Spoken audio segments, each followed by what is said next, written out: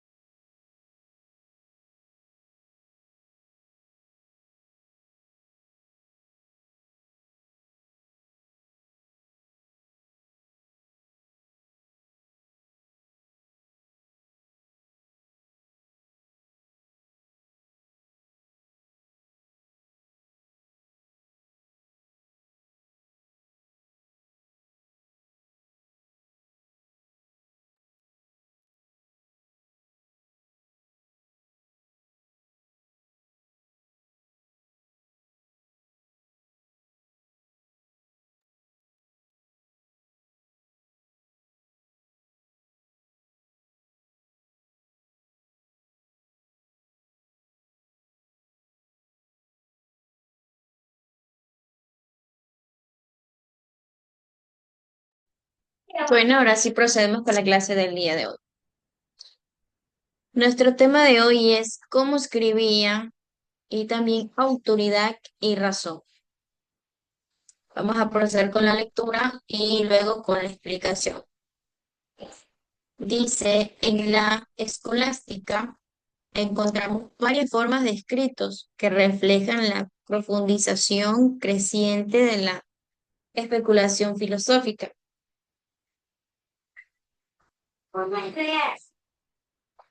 En el primer periodo, siglo IX, XII, nos encontramos con pequeños tratados de lógica, parte independientes, en parte aclaraciones sobre escritos lógicos de Aristóteles y de Porfirio.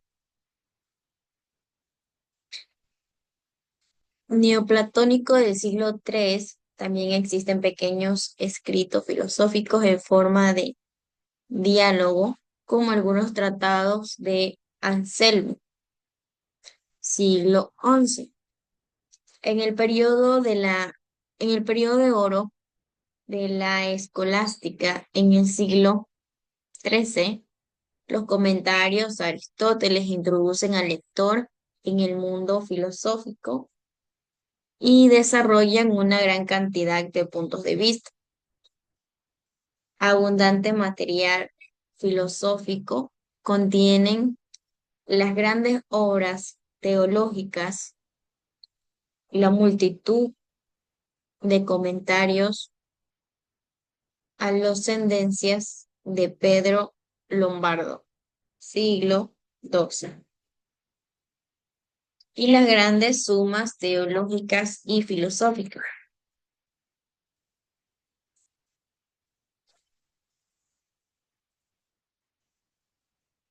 Informaciones penudas, perdón, resúmenes de la Disputatio que presentan en estos escritos de tipo peculiar, que son los questiones. Los escritos escolásticos se hacían en latín. Este tipo de literatura también puede resultar desconcertante por la rigurosidad de su técnica. El formulismo de de los razonamientos son extensas divisiones y subdivisiones y la impersonalidad en el estilo. La autoridad y la razón son los dos rieles por los que transitaba el tren de la filosofía escolástica. Toda producción literaria, teológica que utiliza conceptos filosóficos se basan en las siguientes fuentes. Una de esas fuentes es la autoritas, es el texto bíblico, la enseñanza de la iglesia y la doctrina de los padres de la iglesia. También se le conoce como tradición. Otra fuente es la traditio, que es la tradición cristiana heredada de los apóstoles, que no fue puesta por criterio en la Biblia, pero sigue viva en la iglesia de la transmisión de los obispos. La traditio es considerada parte de la revelación divina. Otra fuente es el ratio, que es la razón humana, la lógica, la reflexión y también la filosofía.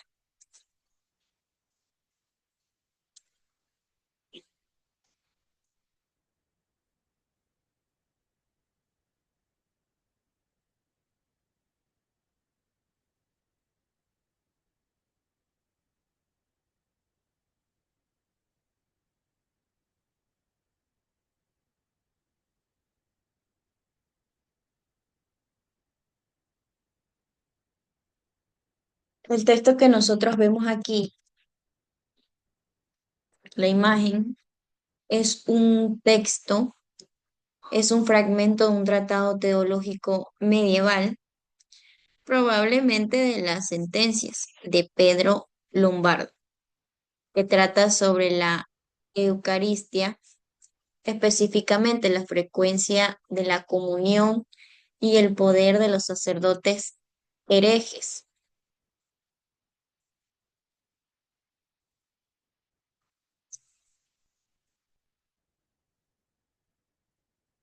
El fragmento también discute si Cristo fue inmolado una sola vez o diariamente de forma mística, y si el sacramento aumenta la virtud y sirve como medicina para las debilidades cotidianas. El sacramento es la Eucaristía, es instituido para aumentar la caridad y como medicina para la debilidad humana diaria. Cristo fue inmolado solo una vez, pero se ofrece diariamente de forma mística. La virtud del sacramento es la remisión de los pecados veniales. Se discuten diferentes estatus sobre la frecuencia de la comunión, domingos, 3 veces al año. La validez del sacramento por parte de los sacerdotes excomulgados o égeres depende de la virtud divina, no humana, y que requiere el orden sacerdotal. Las especies, la intención y la forma de la palabra.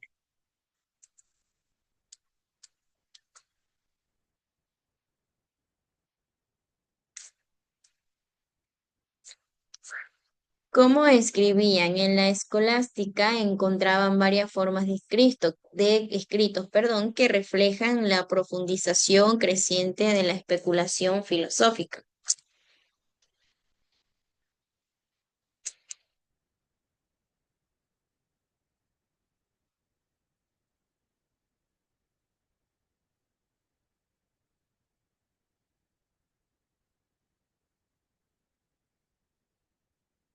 La escolástica, más que todo, es la escritura que se realizaba mediante comentarios o textos de autoridad, como los de Aristóteles y la Biblia, y las obras de síntesis llamadas sumas.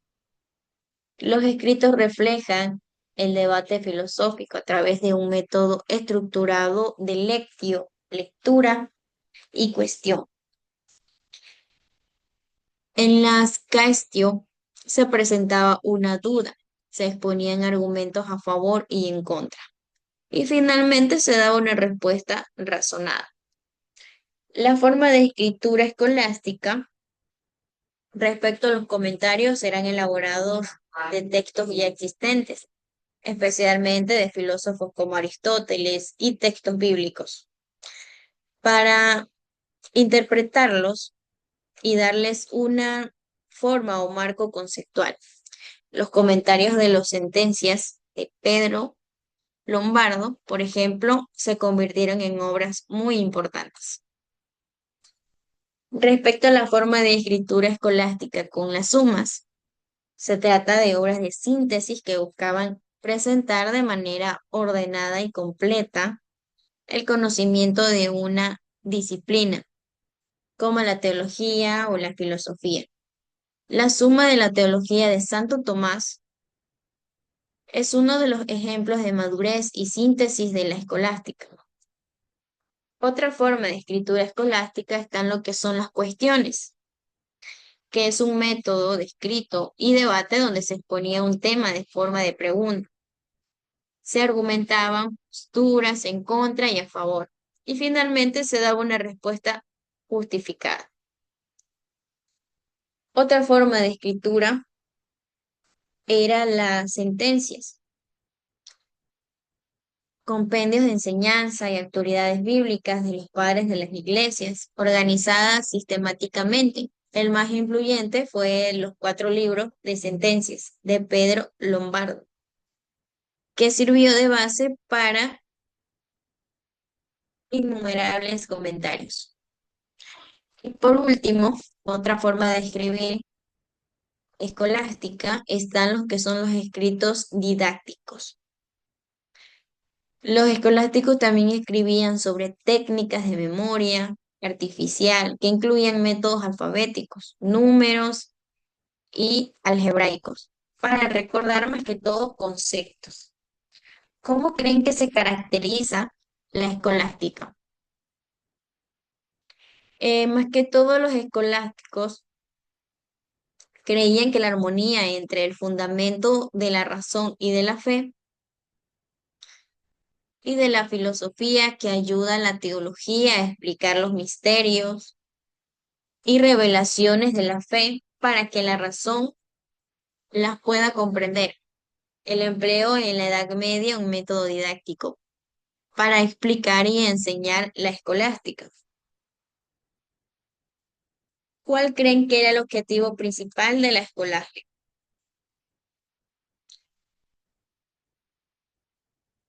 El objetivo principal era ofrecer una prueba racional de la existencia de Dios. La escolástica más que todo había dejado una huella en la antología, y uno de los temas principales de los escritos es el intento.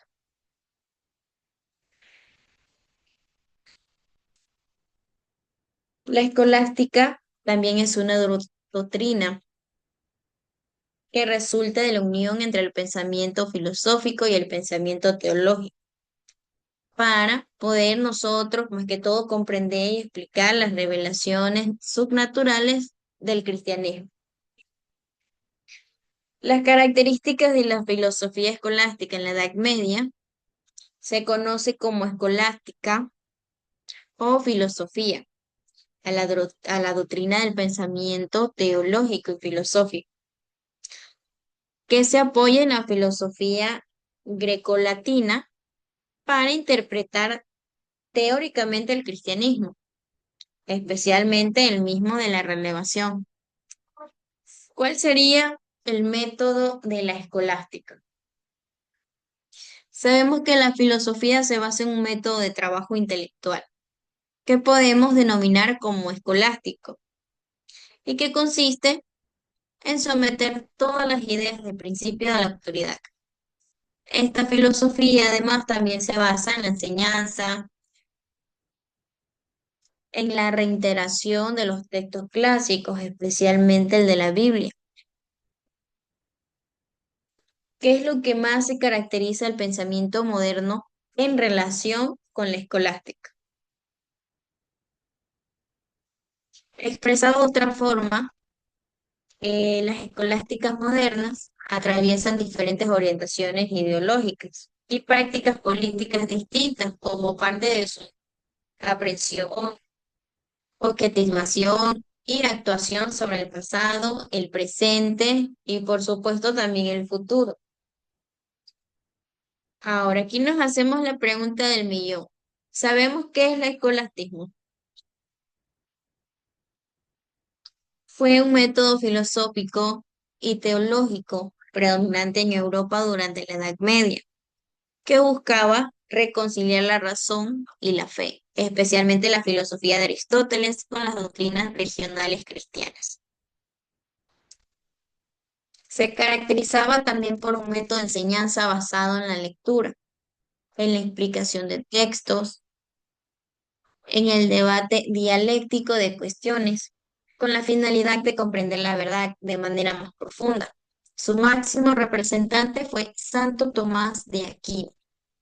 Las características principales de esto es el uso de la filosofía, el método de enseñanza, las figuras importantes y los temas de debate. ¿Qué entendemos con el método de enseñanza? Que es un desarrollo en el método escolástico que implica la lectura comentada de textos y debates formales sobre polémicos. El origen y la evolución sobre este tema de la escolástica fue en la Edad Media, que fue una corriente de pensamiento dominante de las escuelas y de las universidades europeas. Luego le siguió en el Renacimiento. Experimentó un resurgimiento especialmente en España durante el siglo XVI con figuras como Francisco Suárez. Y por último, su origen y su evolución fue en neoscolasticismo y tuvo un renacimiento más amplio promovido por el Papa León XIII en 1879, con el objetivo de formular la filosofía para las necesidades modernas. Bueno, chicos, sin más que decir, el día de hoy concluimos con la clase sobre este tema. Nos vemos el día de mañana y que tengan un bonito día.